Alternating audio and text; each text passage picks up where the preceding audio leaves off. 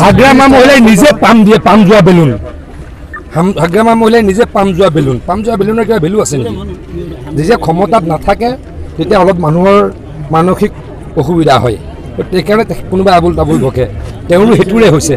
আমি যিকিম চৰকাৰ বনাম ৰাইজৰ কাৰণে কাম কৰিম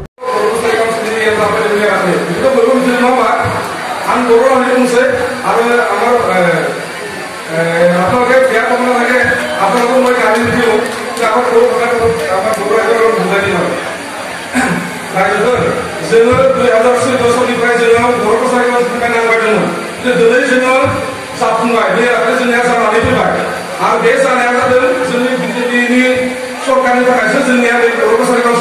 मोननो हाबाय दा बेनिखायनो रायजोफ्रा बयबो दा खेबसेखौ सिगांनि भूमिका बुंनो थाङा दा खेबसेयाव बयबो जोङो बिजेपि गभर्नमेन्ट नङा बिजेपि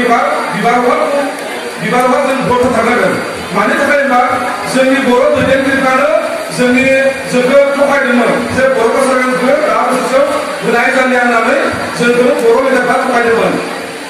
बेनिखायनो जोङो बे बिजेपि गभर्नमेन्ट थानायखायसो बिथांमोना जोंखौ अनसायनानै जोङो मोजाङै बर' कासारिखौ दानानै होबाय आरो दिनै बेवहाय समनिबो आंखाल जायो बेनिखायनो जोङो बाहेरनि बर'फ्रा बिटिसिजों डाइरेक्ट बिगारनानै फैबाय आरो फैनायखायनो जोंनि बर' कासारिखौ दिनै जों दाफुंना लानो हाबाय आरो बिनि एमानो आं जानानै फैबाय दा उनाव स्कुलनिफ्राय आरो बेनिखायनो बय रायजोखौ हान्थायदों मोजां जेबो सानाखै साननैसो उनाव आरो जुलाइ मासनिफ्राय प्रत्येक जोंनि बर' गामि जों हाबनानै